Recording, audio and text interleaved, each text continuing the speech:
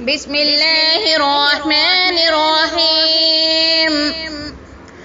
لعن الذين كفروا من بني إسرائيل على لسان داود وعيسى بن مريم ذلك بما عصوا وكانوا يعتدون.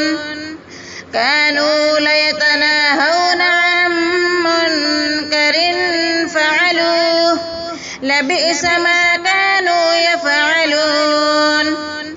ترى كثيرا منهم يتولون الذين كفروا لبئس ما قدمت لهم أنفسهم أن سخط الله عليهم وفي العذاب هم خالدون. ولو كانوا يؤمنون بالله والنبي وما أنزل إليه ما اتخذوهم أولياء ولكن كثيرا منهم فاسقون.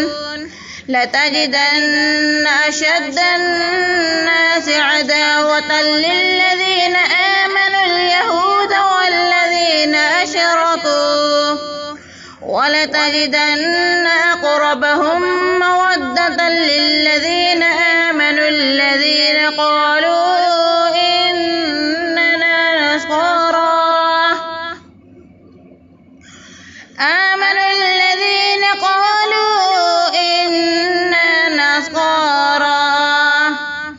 ذلك بأن منهم قسيسين ورهبانا وأنهم لا يستكبرون. وإذا سمعوا ما أنزل إلى الرسول ترى أعينهم تفيض من الدمع مما عرفوا من الحق يقولون ربنا آمنا فاكتبنا مع الشاهدين. وما لنا لا نؤمن بالله وما جاءنا من الحق ونطمع أن يدخلنا ربنا مع القوم الصالحين. فأثابهم الله بما قالوا جنات تجري من تحتها الأنهار خالدين فيها وذلك جزاء المحسنين.